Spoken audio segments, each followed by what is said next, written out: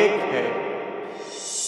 डाकू आलम की बारात उस डोगी पाखंडी की मस्जिद के सामने से गुजारती है। ये खाना तूने बनाया है? खाना तो मैं ही बनाती हूँ सासू भाई। तेरा बनाया हुआ खाना मैं नहीं खाऊंगी। मंत्रों के भीतर एक सकारात्मक ऊर्जा होती है। उनके उच्चारण मात्र से नकारात्मक अर्थात बुरी शक्तियां दूर भागती हैं।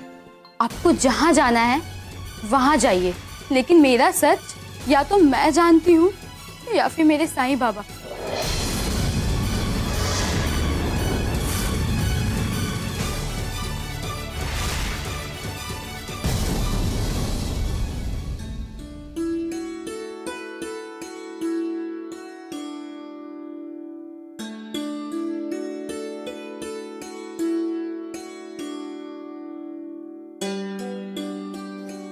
बाबा ये लो, हाथ धो लो।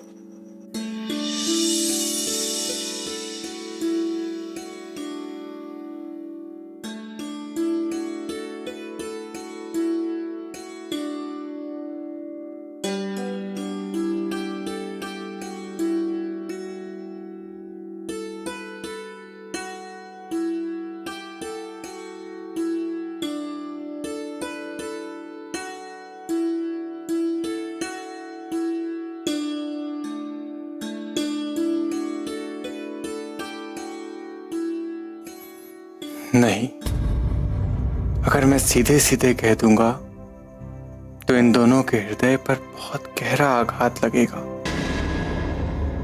मुझे किसी और तरीके से इन्हें सारी बात समझानी होगी।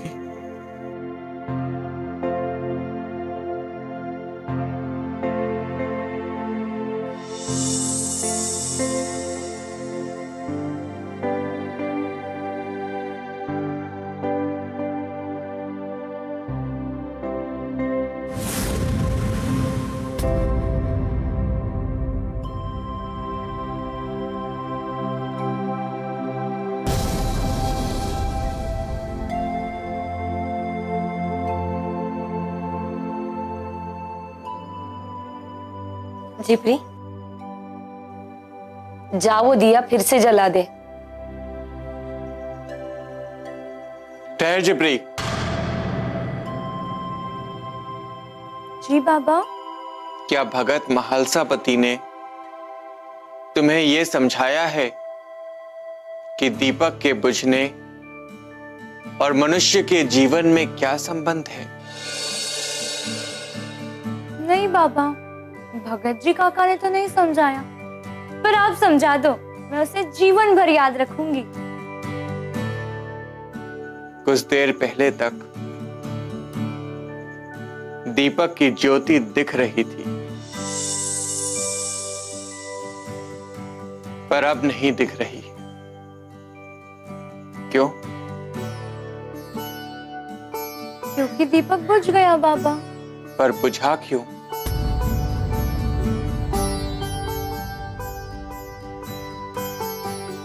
क्योंकि इस दीपक का ईंधन खत्म हो गया था। मनुष्य भी अपना निर्धारित जीवन जीकर कहीं विलीन हो जाता है। वो कल तक दिखता था, पर अब नहीं दिखता। वो कल तक बोलता था, पर अब नहीं बोलता। इस दीपक की ही तरह जब मनुष्य का ईंधन, मनुष्य की श्वासें समाप्त हो जाती हैं, बहुत सारे लोग उससे मृत्यु कहते हैं।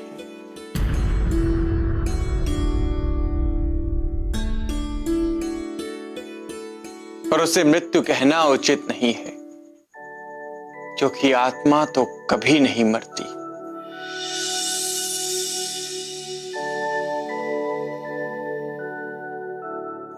उसे इस दीपक के समान बुझना कहना ज्यादा उचित होगा। पर बुझने से भी ज्यादा उत्तम शब्द भगवान बुद्ध ने कहा था।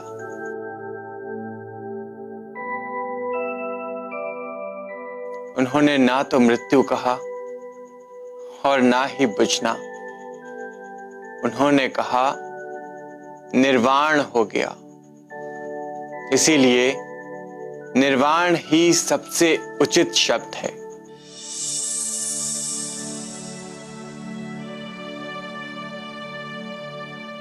जिप्री, अपनी आई के कहने पर तुम तेल लाकर इस दीपक को फिर से प्रज्वलित कर देती, और ये तब तक जलता जब तक इसमें ईंधन रहता। मनुष्य जीवन भी इस दीपक के समान ही है मेरी मुल्की।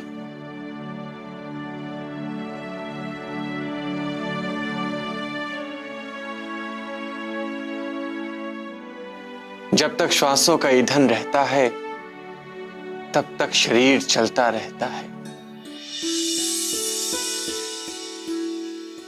और जब श्वास खत्म तब शरीर का निर्वाण हो गया।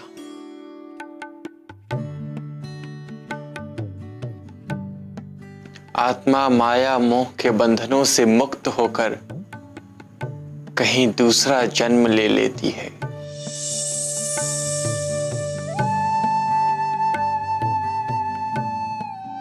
बिल्कुल वैसे ही जैसे तुम ईंधन भरकर इस दीपक में नई ज्योति फिर से प्रज्वलित कर देती।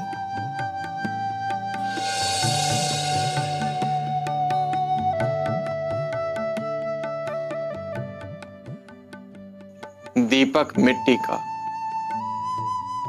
ज्योति ईंधन की, शरीर पंच तत्वों का, श्वासें परमात्मा की। जब तुम्हारा भरा हुआ ईंधन खत्म हुआ तो दीपक बुझ गया, और जब परमात्मा की दी हुई श्वासें खत्म हुई तो शरीर का निर्वाण हो गया। जैसे तुम दीपक में नया ईंधन भर देते हो, वैसे ही परमात्मा और श्वासों का उपहार दे देता है। इस कारण ना तो मृत्यु शोक है और ना ही जन्म आनंद। ये तो एक निरंतर चलने वाली प्रक्रिया है जो चलती रही है और चलती रहेगी।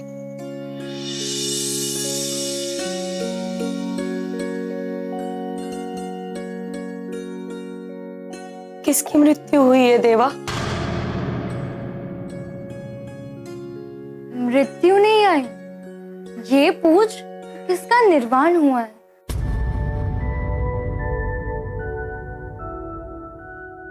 बोलो ना देवा, किसका निर्वाण हुआ है?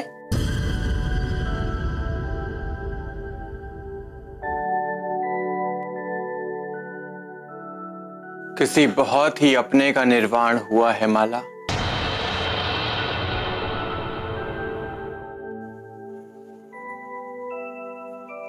पर उसके निर्वाण पर शोक करने की आवश्यकता नहीं है, क्योंकि परमात्मा से श्वासों का उपहार पाकर वो कहीं और जन्म ले भी चुका है।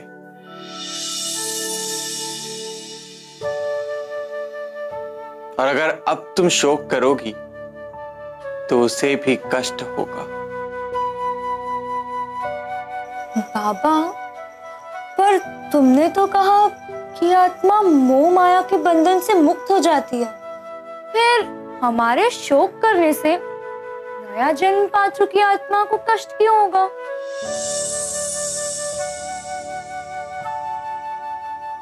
चिपरी, आत्मा माया मोह के बंधनों से मुक्त अवश्य हो जाती है, पर वही आत्मा अपने साथ पिछले सैकड़ों जन्मों की स्मृतियां सुरक्षित रखती है। वो कैसे होता है बाबा?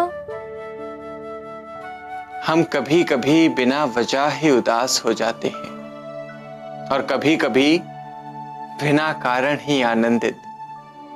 इन अनुभूतियों का कारण हमारे पिछले जन्मों के सगे संबंधियों की पुकार होती है, जिन्हें हमारी आत्मा तो सुन पाती है पर मन समझ नहीं पाता।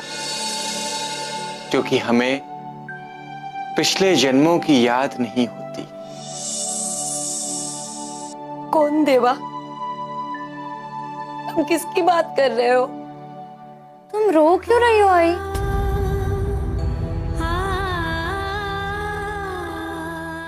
तुमने सुना नहीं बाबा ने क्या कहा? उनके निर्वाण पर शोक करने की आवश्यकता नहीं आई। शोक करने से उस आत्मा को कष्ट होगा।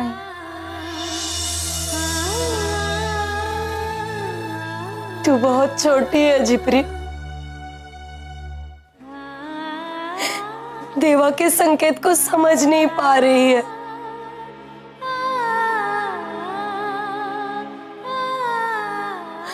बोलो ना देवा, किसका निर्वाण हुआ है?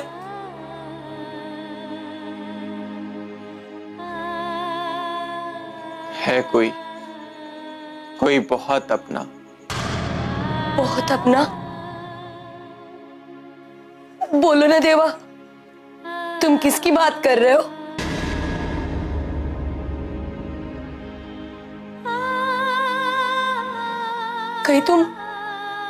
कहीं तुम झिपरी के बाबा?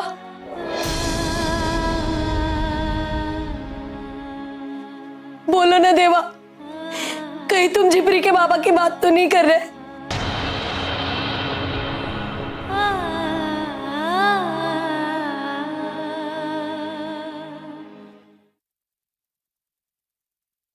तुझे याद है ना आई, बचपन में मैं किसी कारण से रोया करती थी तो बाबा पूरा दिन भूखे रहते थे।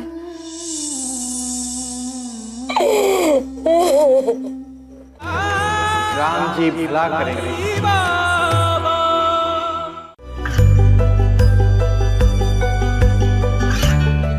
गांवों और पिछड़े क्षेत्रों में सरकारी योजनाओं की जानकारी पहुंचा।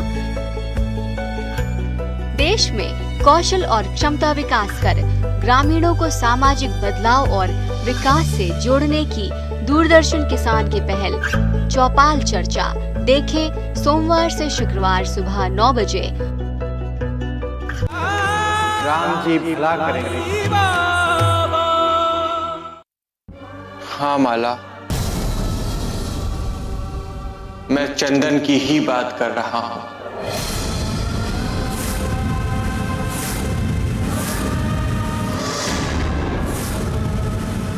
कुछ समय पहले चंदन का निर्वाण हो गया था।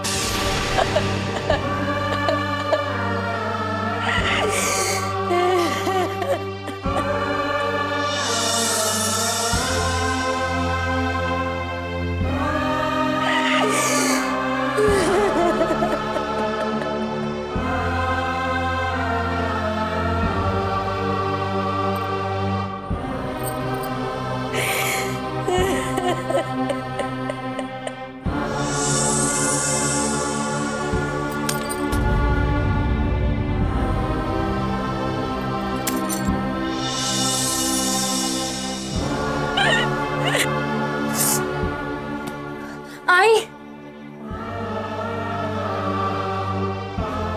मत रो आई, मत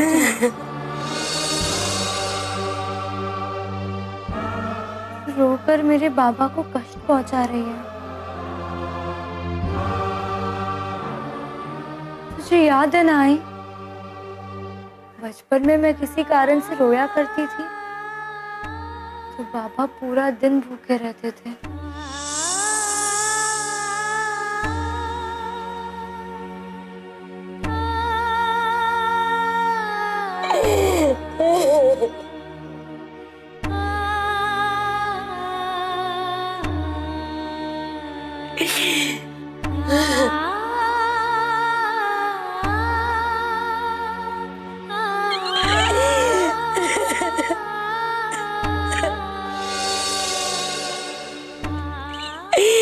मेरा सौभाग्य लुट चुका है झिपरी। अब तेरा बाबा कभी लौट कर नहीं आएगा।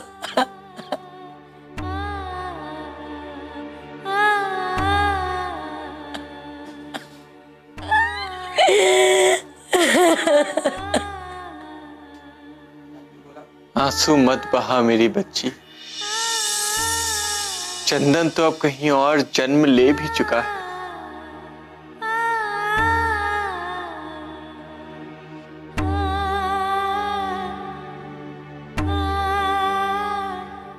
मेरे बाबा को तकलीफ ना दो आई, नहीं तो वो भूखे रहेंगे। भूखा रहने के लिए ही तो छोड़ गए वो हमें। अब हमारे नसीब में बस आंसू ही आंसू है।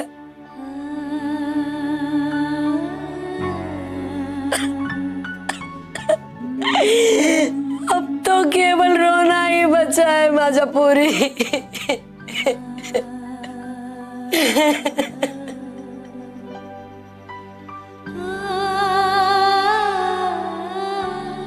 नहीं आई। जब तक हमारे साथ साईं बाबा हैं, हम ना भूखे रहेंगे और ना हमारी आंखों से आंसू बहेंगे। जरूरत बस इस बात की है, हम साईं बाबा के दिखाए हुए मार्ग पर चले।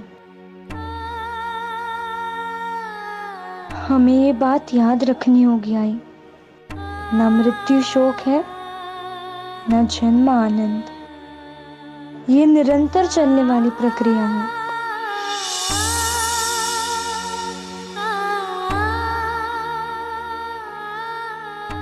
ये सब कैसे हुआ देवा?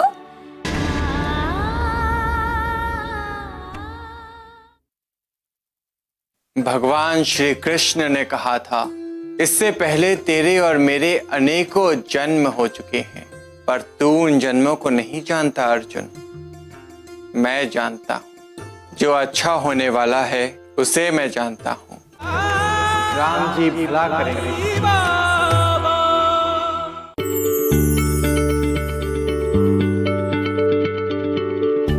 क्या आप किसी बीमारी से परेशान हैं? चाहते हैं डॉक्टर की सलाह? तो हम हैं आपके साथ, बताएंगे आपको जीने की राह। समस्याएं आपकी, समाधान देश के मशहूर विशेषज्ञों के। घर बैठे बात करें देश के जाने माने डॉक्टरों से। हमारे लाइव प्रोग्राम स्वस्थ किसान में हर शनिवार शाम 6 बजे से 7 बजे तक। राम जी भला करेंगे। ये सब कैसे हुआ देवा? कुछ समय पहले की बात है। चंदन मनमाड़ से लौटकर वापस शिरडी आ रहा था। तुम दोनों से मिलने की बहुत हड़बड़ी थी उसे। जब उसे घोड़ा गाड़ी या बैलगाड़ी नहीं मिली तो वो पैदल ही चल पड़ा। और चल क्या, वो तो दौड़ रहा था।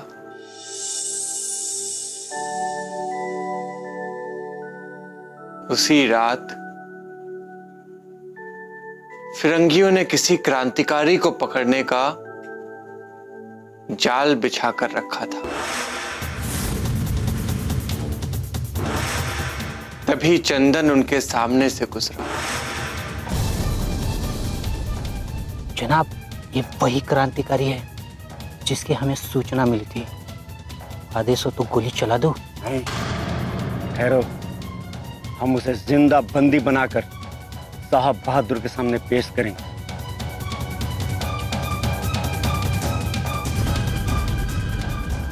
चलो। ठहरो, तुम जहां हो वहीं पर रुक जाओ। हमने तुम्हें घेर लिया है। भागने की कोशिश की तो गोली मार दूंगा। ठहरो, आखिरी वार्निंग दे रहा हूं।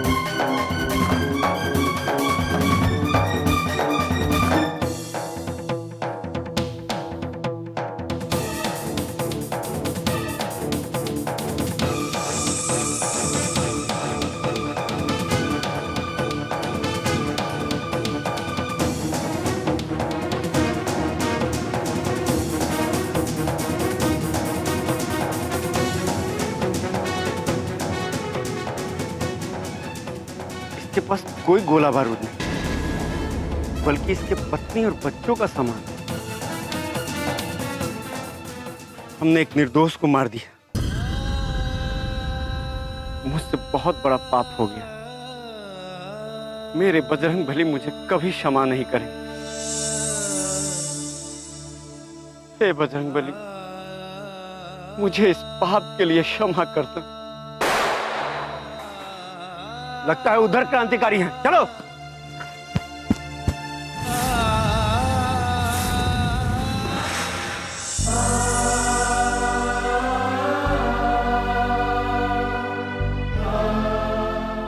फिरंगियों से भूल हुई थी। उन्होंने क्रांतिकारी समझ के चंदन को मार दिया।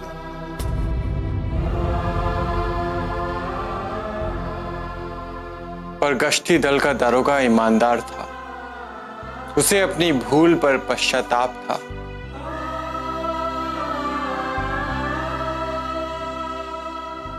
उसने जब सारी बात साहब बहादुर को बताकर चंदन के मुआवजे की बात की,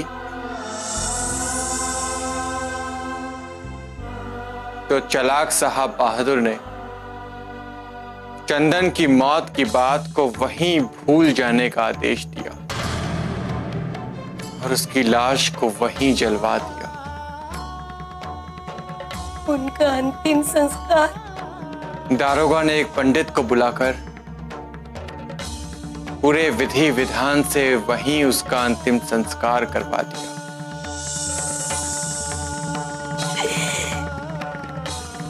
ये सब कब हुआ बाबा? मेरे शिरडी वापस लौट कर आने से कुछ वक्त पहले की बात है। तो ये बात तुमने आज क्यों बताई देवा? कुछ अच्छा होने का इंतजार कर रहा था माला। अच्छा, क्या अच्छा होने का देवा? महाभारत युद्ध के दौरान महावीर अर्जुन ने भी भगवान श्री कृष्ण से ऐसा ही प्रश्न पूछा था। जानती हो भगवान श्री कृष्ण ने क्या कहा था? भगवान श्री कृष्ण ने कहा था, बहुनी में व्यतीतानि जन्मानि तव चार्जुन। अर्थात इससे पहले तेरे और मेरे अनेकों जन्म हो चुके हैं, पर तू उन जन्मों को नहीं जानता अर्जुन। मैं जानता हूं। जो अच्छा होने वाला है उसे मैं जानता हूं, पर तुम्हारे लिए वो जानना अभी आवश्यक नहीं है। पर क्यों देवा?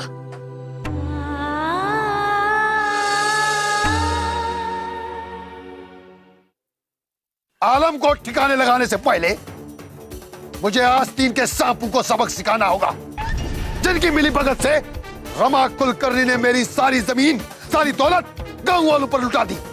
पर मैं तय नहीं कर पा रहा हूं कि तुम दोनों में से सबसे ज्यादा जहरीला सांप कौन है। बोल छबुराओ, सबसे पहले मैं उसे मारूंगा। बोल। क्या किया कुलकर्णी ने बाबा? उसकी नई खुराफात का खेल तो आरंभ भी हो गया है।